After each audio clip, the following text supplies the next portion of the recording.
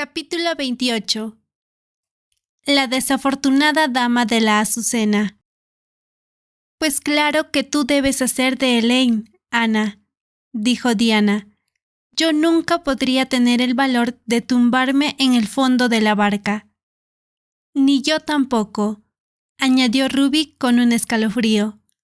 No me importa cuando hay 2 o 3 de nosotras en el bote sentadas, pero tumbarme ahí y fingir que estoy muerta, ni hablar. Me moriría de miedo. Por muy romántico que sea, intervino Jane Andrews, yo no podría quedarme quieta. Asomaría la cabeza todo el rato para ver dónde estoy, y si no me voy demasiado lejos.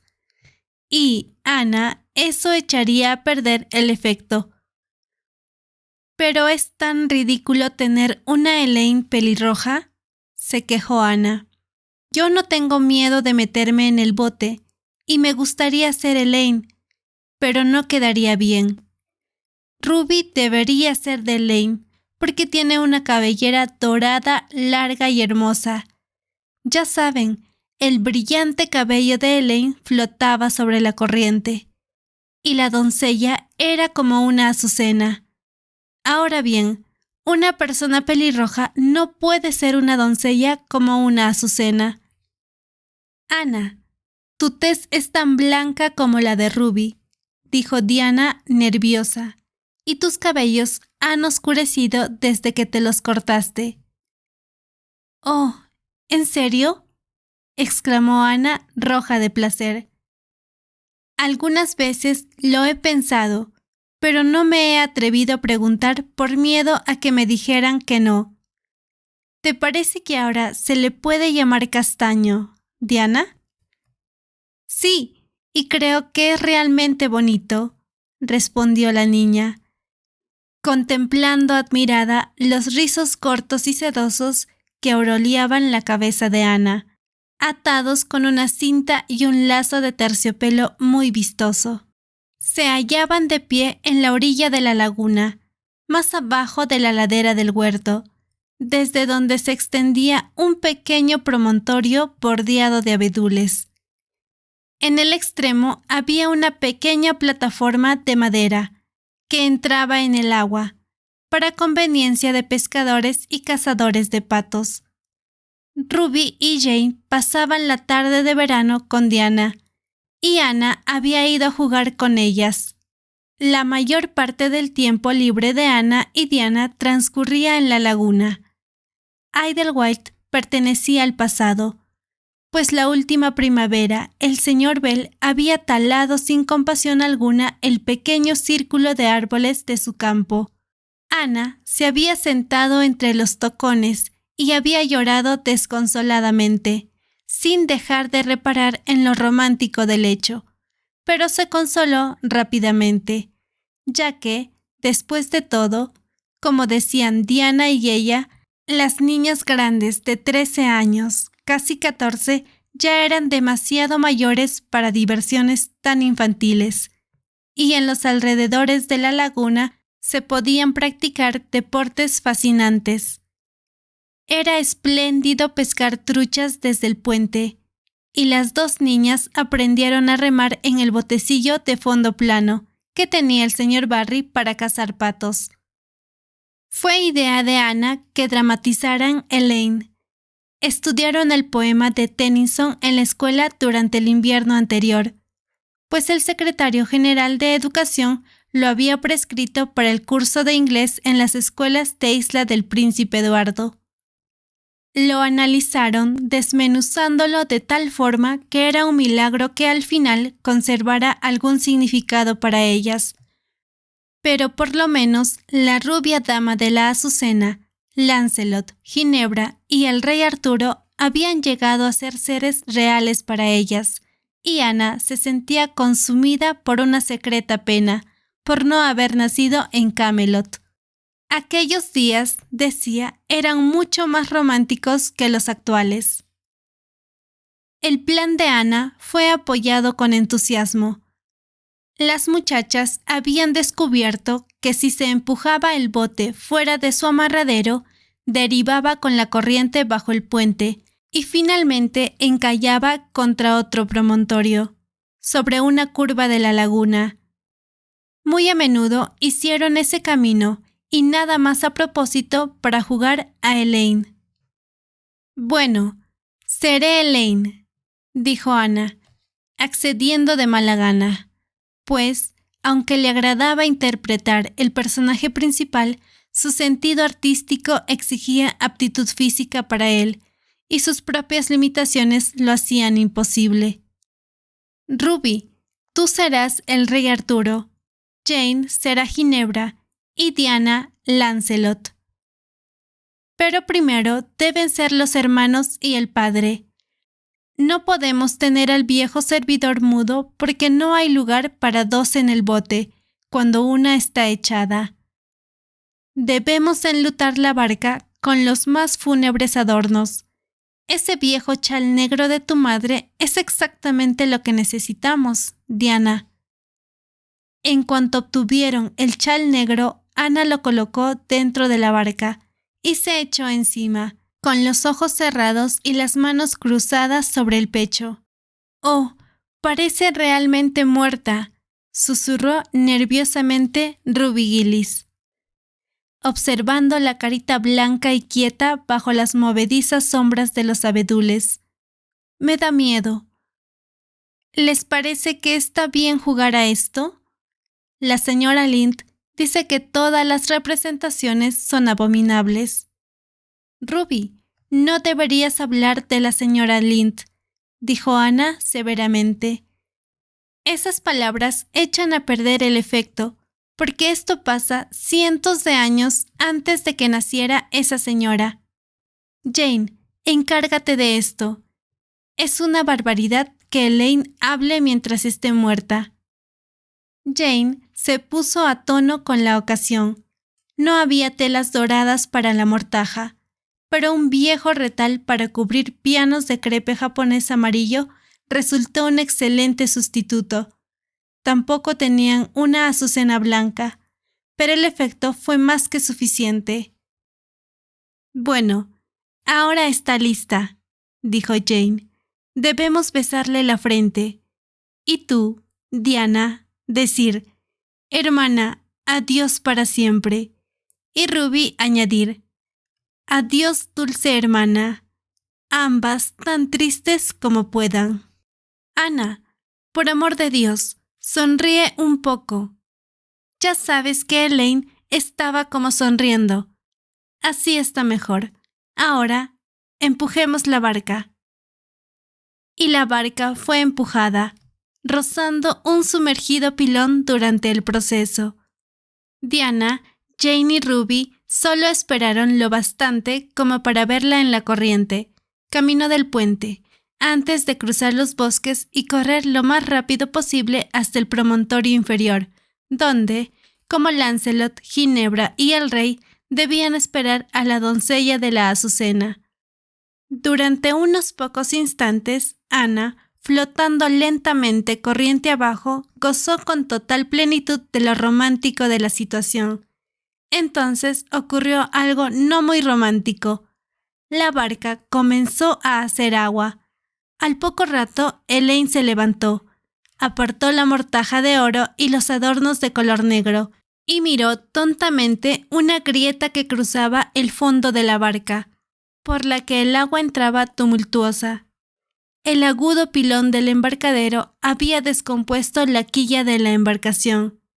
Ana no lo sabía, pero le llevó bien poco comprender que se hallaba en una situación peligrosa. A ese ritmo, la barca se hundiría antes de llegar al promontorio. ¿Dónde estaban los remos? Se habían quedado en el embarcadero. Ana lanzó un grito que nadie escuchó. Estaba terriblemente pálida, pero no perdió el ánimo. Había una sola esperanza, solo una. Estaba horriblemente asustada. Le contó a la señora Allan al día siguiente, y parecía que la barca tardaba años en llegar al puente, mientras el agua subía. Recé, señora Allan, con todas mis fuerzas, pero no cerré los ojos para rezar. pues sabía que la única manera en que Dios podía salvarme era dejando flotar la barca lo suficientemente cerca de uno de los pilares del puente, como para que me subiera a él. Ya sabe que los pilares son viejos troncos llenos de nudos. Lo correcto era rezar, pero debía hacer mi parte observando, y bien lo sabía.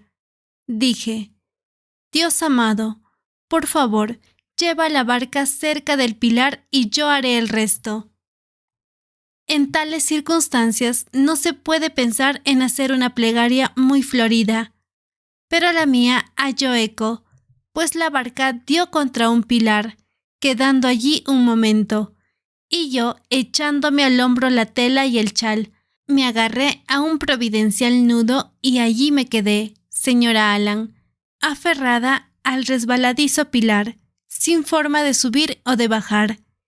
Era una posición poco romántica, pero no pensé en ello en aquel momento. Uno no se pone a pensar en romanticismos cuando acaba de escapar de una tumba acuática.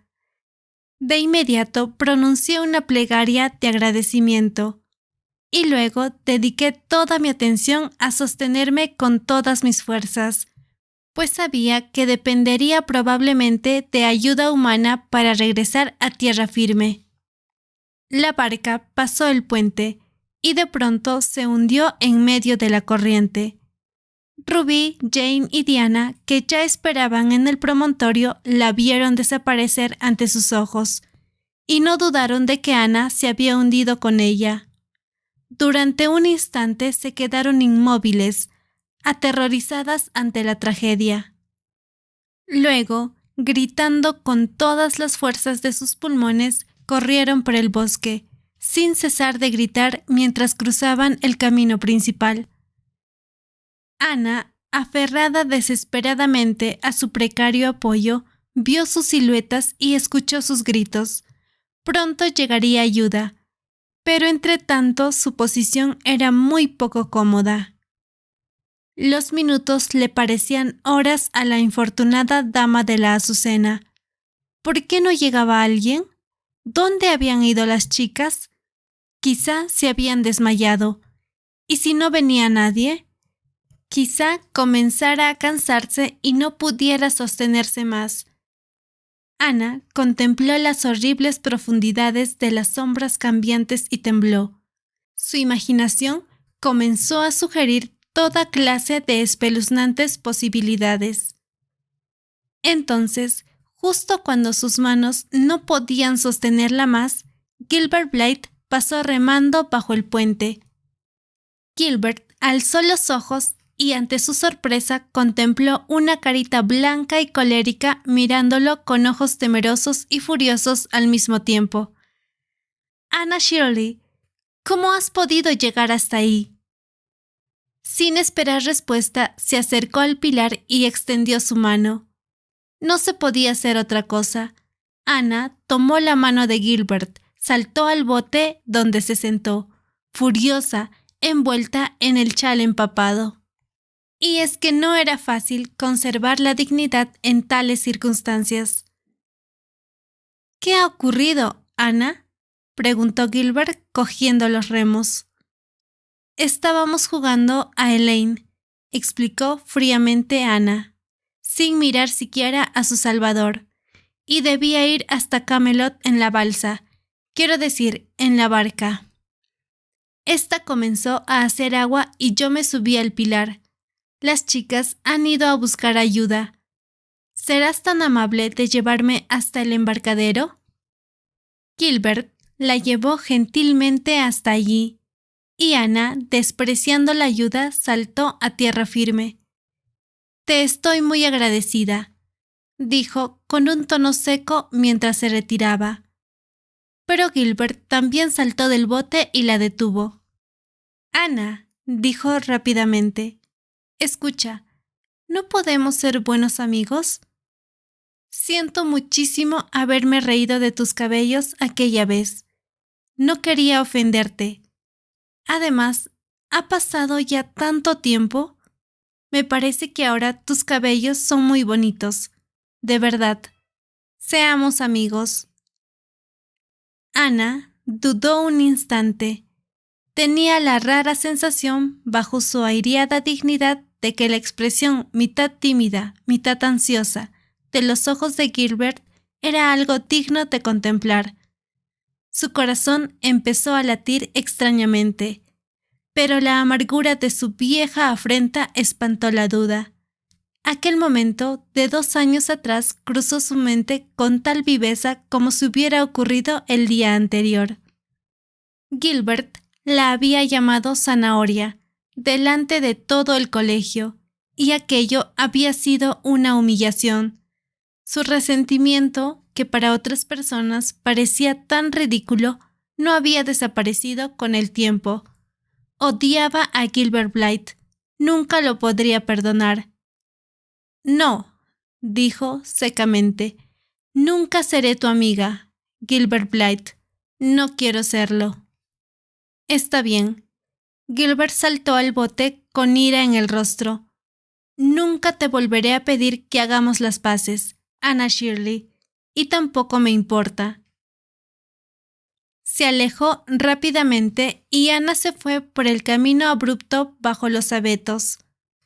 Iba con la cabeza bien alta, pero tenía una extraña sensación de tristeza. Casi deseaba haber contestado a Gilbert de otro modo. Desde luego, él la había insultado terriblemente, pero aún así, en resumen, Ana pensaba que sería un alivio sentarse y llorar. Se sentía insegura. Empezaba a notar la reacción del miedo. A mitad de camino encontró a Jane y a Diana que volvían a la laguna completamente fuera de sí. No habían encontrado a nadie en la ladera del huerto, pues el señor Barry y su señora habían salido. Ruby Gillis tuvo un ataque de histeria y la habían dejado que se recobrara como pudiera, mientras cruzaban el bosque embrujado corriendo hacia Tejas Verdes. Allí tampoco encontraron a nadie, pues Marilla estaba en Carmody y Matthew recogiendo heno en el campo. «Oh, Ana», tartamudeó Diana, abrazándose a su cuello y llorando de satisfacción y alegría. «Oh, Ana, pensamos que te habías ahogado y nos sentimos asesinas porque te obligamos a ser Elaine. Ruby está histérica. Ana, ¿cómo has podido escapar?» «Me subí a uno de los pilares», explicó Ana con tristeza, «y Gilbert Blythe llegó en un bote y me llevó a tierra». «Ana, qué bien. ¿Es tan romántico?», exclamó Jane, encontrando por fin aire para pronunciar aquellas palabras. «Está claro que después de esto le hablarás». «Pues no», contestó Ana, con un retorno momentáneo a su antiguo espíritu, «y no quiero volver a escuchar jamás la palabra romántico, Jane Andrews. Siento mucho haberlas asustado. Todo ha sido culpa mía. Estoy segura de haber nacido bajo una estrella maléfica. Todo cuanto hago me pone a mí o pone a mis amigas más queridas en aprietos. Hemos perdido la barca de tu padre, Diana, y tengo el presentimiento de que no nos dejarán remar más en la laguna». El presentimiento de Ana resultó más certero que de costumbre. Grande fue la consternación en los hogares de los Cuthbert y los Barry ante los acontecimientos de la tarde. «Ana, ¿cuándo te va a entrar un poco de sentido común en esa cabezota?», gruñó Marilla. «Creo que después de lo que ha pasado seré más sensata, Marilla», respondió Ana, optimista. Un buen llanto en la grata soledad de la bujardilla había aliviado sus nervios y había recobrado su maravillosa alegría. «No veo cómo». «Bueno», explicó Ana, «hoy he aprendido una valiosa lección. Desde mi llegada a Tejas Verdes he cometido errores y cada uno me ha ayudado a corregir algún defecto. El episodio del broche de amatista me sirvió para no tocar las cosas que no me pertenecen. El error del bosque embrujado corrigió mi excesiva imaginación. El estropicio con el pastel, el cocinar sin prestar atención. El teñirme el cabello, la vanidad. La verdad es que ahora no pienso en mi nariz ni en mis cabellos. Al menos no muy a menudo. Y creo que el error de hoy me ayudará a librarme de una de mis mayores debilidades, el ser demasiado romántica. La vida en Avonlea es muy diferente de la del amurallado Camelot de hace cientos de años. He llegado a la conclusión de que no tiene sentido ser romántica hoy en día. Estoy segura de que muy pronto verá en mí un gran progreso en ese sentido, Marilla. Matthew, que estaba sentado en silencio en su rincón, puso su mano sobre el hombro de Ana cuando Marilla hubo salido. Ana, no abandones todo el romanticismo, murmuró tímidamente. Un poquito es bueno. No demasiado, por supuesto, pero guarda un poco. Ana, guarda un poco.